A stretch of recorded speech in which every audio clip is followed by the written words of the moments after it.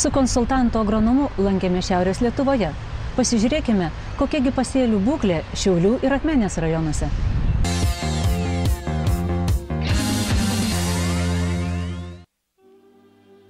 Šiaurės Lietuvos žemdirbiai visada paskutiniai sulaukia pavasario, paskutiniai ir derliumi džiaugiasi.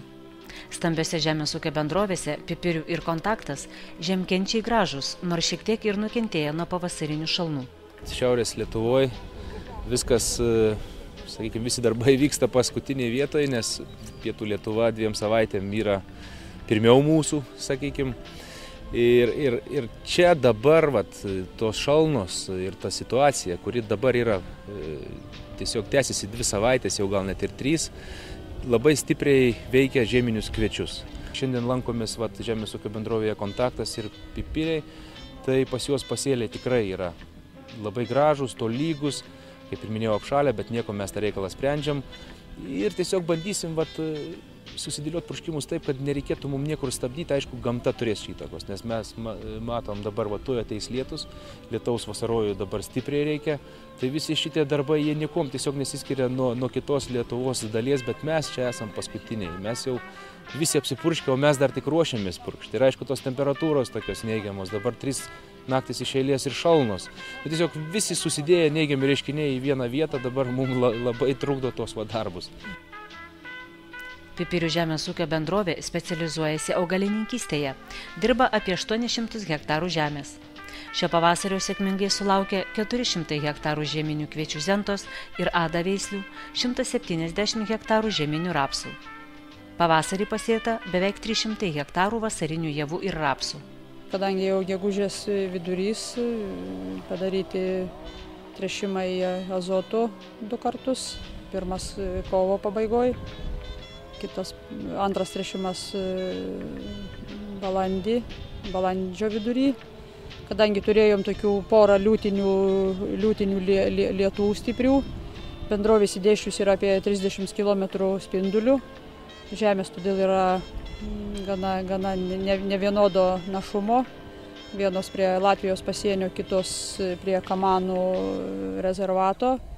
Yra tokie probleminiai, daugiau linkę užmirkti laukai, todėl ir dirbimo, ir tręšimo technologijos šiek tiek skiriasi, kad ir nedidelė ta bendrovė.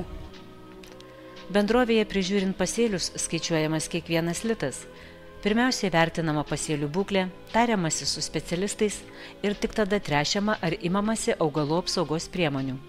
Visada reikia įdėti nemažai, norint gauti. Mes jeigu jau kuliam apie 5 tonas, tada skaitom, kad jau geras derlius prie mūsų žemių našumo, nes yra ir žemiau 40 balų tų senoviškų skaičiuojant ir virš 50. Nesame taip jau linkę labai pertręšti, bet jau stengiamės dabar, nes ir trąšų kainos, ir derliaus tos kainos žiūrim ir į tą balansą, kad išeitumėm su pliusu. Jeigu kalbėsim apie praeitus metus, tai kada žieminiai pasėliai smarkiai apšalo visoje Lietuvoje, čia šitam regione, Šiaurės Lietuvoje, mes turėjom labai neblogus pasėlius. Ir dėka geros priežiūros purškimuose per lapus mes kūlėm neblogus derlius, tarp 6–7 tonų netgi. O jeigu kalbėti apie šiuos metus, situacija visiškai priešinga. Daug kur nupūstė nuo keterėlių sniegą ir žieminiai kviečiai, kokios tai bebūtų veislės, be išimties apšalo visos. Ir dabar tikrai mes daug investuojam, juos gaivinam, nes tankumą turėjom iš rudens labai gerą. Žemės ūkio bendrovės Kontaktas žieminių rapsų laukas pasitiko žadėdamas gausų derlių. Augalai stiprus, puikiai išsikrūmija. Tačiau specialistai pastebi ir technologinių klaidų. Stebim labai stiprų mangano trūkumą. Šitos žemės yra artimos neutraliai pH reakcijai ir kai kurios netgi viršė yra 7,5 iki 8. Nes čia 6–8 metrų gilyje plyti klinčių klodai ir tai skatina mangano trūkumą, šaknys jo negali įsavinti. Ir mes jau tą žinodami, mes darom tos preventyvius purškimus ir kaip tik dabar šitas paskutinis lapas, kuris išauga, mes jam duosime mangano chelatą, naudosime tik tai grynus produktus, nes mišiniuose taip pat naudojame Magnis Super, tai yra vienvandenį magnio sulfatą. Taip pat, kur dar neatlikti preventyvūs fungicidiniai purškimai, naudosime Mes pasirinkom pačius paprasčiausius, sakykime, flutrefolo preparatus, propikonazolo, tai tas pats tiltas bamperis arba tebuša. Tiesiog pusiniam normom 400 gramų, 500 gramų. Pernai buvo žieminiai rapsai nukentėjo, mūsų beveik 300 hektarų žiemojo, gavom po 3 tonus beveik žieminiai rapsai.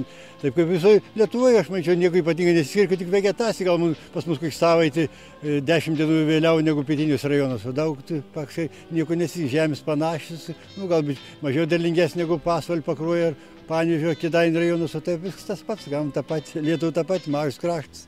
Mes bendroje auginam apie 1200 hektarų žieminių kviečių, 320 kažkur žieminio rapso, tiek pat panašiai siejam ir vasarinių rapso, žirnių 100 hektarų auginam ir miežio apie 100 gal hektarų ir vis apie 2000 hektarų dirbam.